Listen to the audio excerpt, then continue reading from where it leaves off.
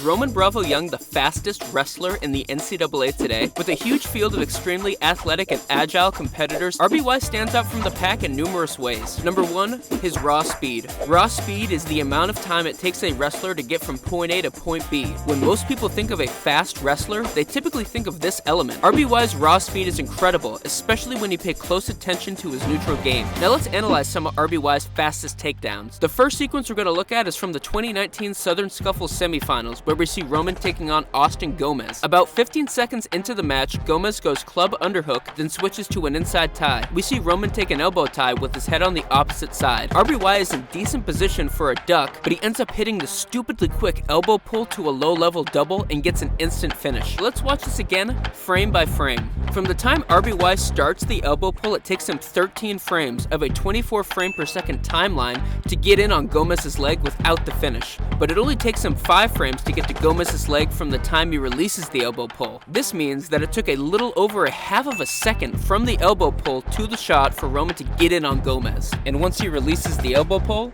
his actual shot only takes 1/3 of a second. And there goes it by, quick takedown, RBY up too early. Boy, that was fast. The next sequence we're going to take a look at is from the 2022 NCAA Finals, where RBY is taking on Dayton Fix. We're a little over a minute into this first period, and RBY and Fix are both in low-level stances relatively square to one another, and RBY is an underhook with his head on the opposite side. Roman is quickly able to lower his level and pick Fix and gain a speedy takedown. Let's watch that again. It takes RBY only 11 frames from the time he picks up his hand from the mat to the point where he picks Fix. The shot itself only took him 7 frames, just a little under 1/3 of a second. Now let's compare some other speedy wrestlers in the NCAA. RBY has comparable speed to the likes of Mikhail McGee. Just a couple of weeks ago, Mikhail hit this shot on Vito Arujau at the D1 Duel Series. Watch, right as Vito reaches his left hand, Mikhail times his low single perfectly. Let's watch this again frame by frame. Look as Mikhail ducks his head to avoid Vito's post. It takes him 7 frames to get to Vito's ankle, which is the exact same amount of frames it took RBY to get in on Dayton Fix's ankle. Before we go any further, you will probably notice that many of the fast wrestlers we list are all lighter weights. That's due to inertia. Inertia is an object's natural tendency to resist change in a state of motion or rest. Now, what does that have to do with wrestling? Let me give you an example. Let's say you have Gable Steveson, a heavyweight, and Spencer Lee, a 125-pounder, in the vacuum of space, and you push them with equal force. Which wrestler do you think will accelerate the fastest? If you guessed Spencer Lee, you would be correct. That's because mass affects an object's tendency to resist change. The more mass, the more inertia. This is why it's easier for lighter weight wrestlers to move faster than heavyweights, because it takes less force to move less mass. Thank you, Isaac Newton. Moving on. Number 2, reaction speed. The amount of time it takes a wrestler to respond to their opponent's attacks. RBY's ability to react to his opponent's offense and his chain wrestling is debatably the strongest in the NCAA. Let's look at a few examples of RBY's reattacks and his second effort shots. The first sequence we're going to look at is from the 2019 Black Knight Invite Finals, where Roman is taking on Austin Acid. Acid shoots a low single, and RBY is already midway through his go-behind with his foot still in the air. Same situation, except Acid shoots a high C. RBY is already so quick to his go-behind that he finds himself deep in a cow catcher and ends up getting the 2 to finish. This one's my favorite. Acid grabs RBY's shoulder post with both hands, turns down, fakes a high C. While faking that high C, RBY is already re-attacking. Though RBY doesn't score, his reaction speed in this sequence is unreal.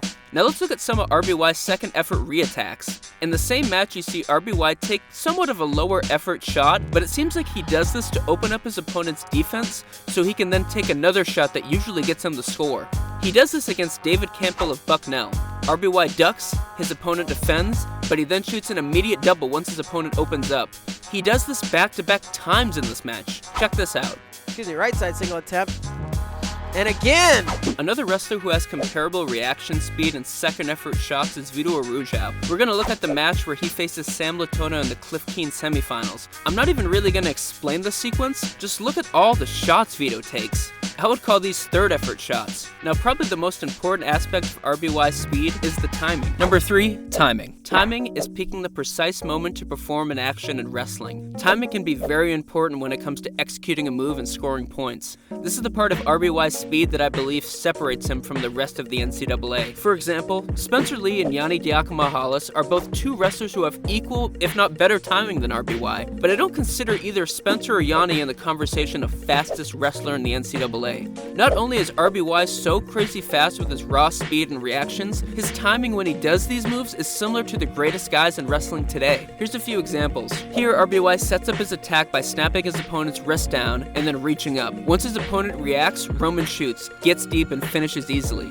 Similar situation in the NCAA quarters. Roman's opponent elbow passes to clear Roman's collar tie, but he brings his head fully down to do so. Immediately, RBY is in on the attack once he brings his head up, gets deep, and finishes again. Now, the last thing I want to show is two different sequences from the NCAA semifinals where RBY is going up against Austin DeSanto. RBY doesn't score on either of these attacks, but look at the level of IQ Roman possesses in both of these sequences. In this sequence, DeSanto goes over collar shuck to try to release RBY's collar tie. DeSanto steps into RBY slightly, which opens up his leg for RBY to step in and get a deep single. The second sequence you'll see RBY use his second effort tactic. He shoots an extended double and DeSanto gets a front head and slightly attempts a dresser dump. While this is going on, Roman is dragging DeSanto's elbow by and gets his right arm to DeSanto's hip. This makes DeSanto rise up and allows RBY an opening where he foot sweeps and then shoots in on DeSanto. They end up in a wild scramble where RBY puts DeSanto on his back, but then they end up stalemating in backdoor position. Now, after reviewing raw speed, reaction speed, and timing, I think it's safe to say Roman is one of the fastest wrestlers in the NCAA today,